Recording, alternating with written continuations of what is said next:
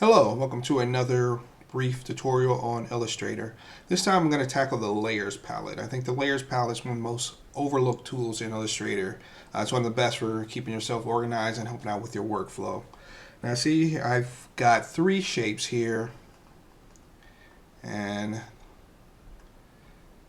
uh, see how the circle and triangle are above the square and the triangles above the circle.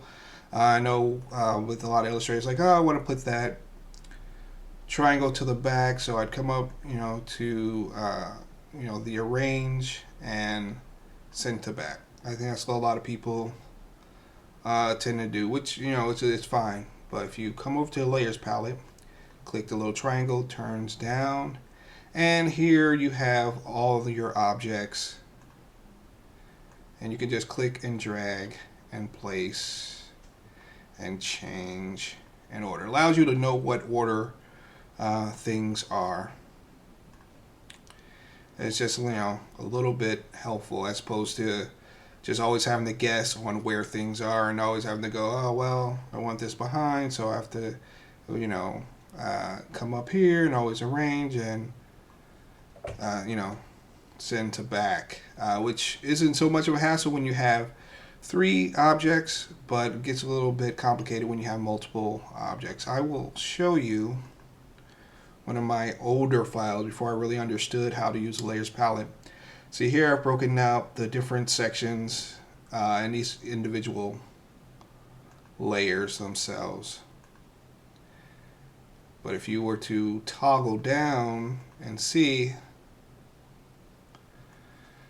that's a lot of different parts to try to manage and keep track of when it's just kind of blind like that. If you just had the layer panel like that, just trying to oh well, I have this part, now what's this part, and click, and always having to try to find it here.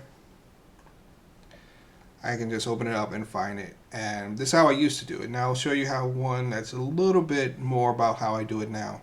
See, this is actually all on one layer. And here, and then I've individually grouped the different sections. So you see that's actually her hair, and that's part of her, the lower part of the back part of her robe. There's her actual face.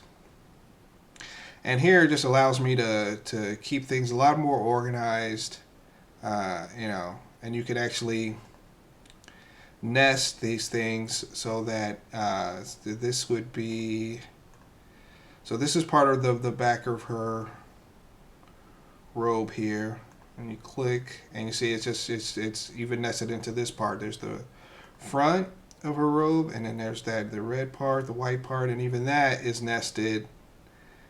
And so it just allows me to keep things a lot more organized and allow me to just work on things that I just need to touch. I don't have to try to lock down everything, although I easily could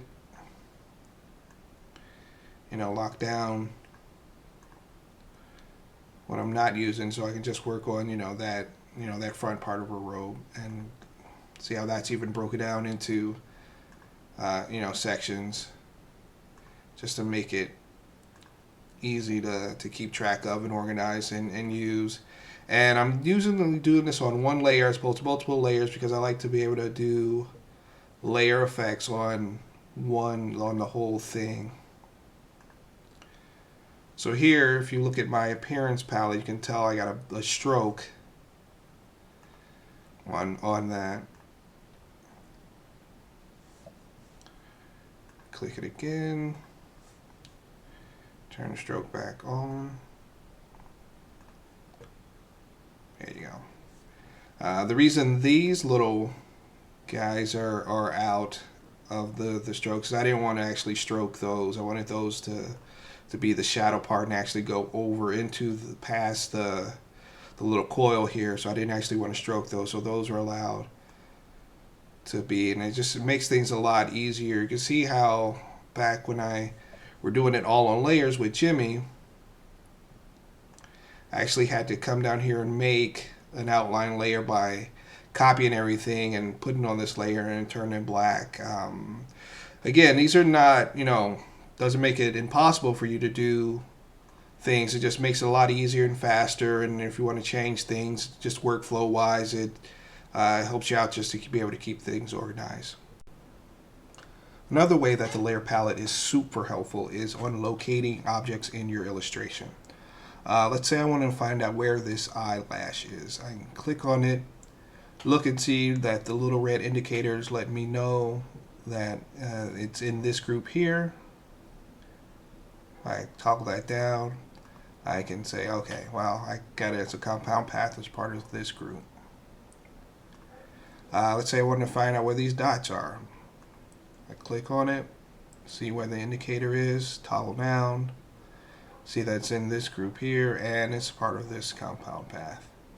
It also makes it easier to select things, without having to actually hunt them down and make sure, like, oh, I don't want to, have to lock everything down in order to get what I want. It just makes it a lot easier to find things and to select them. Well, that about does it for the layer palette.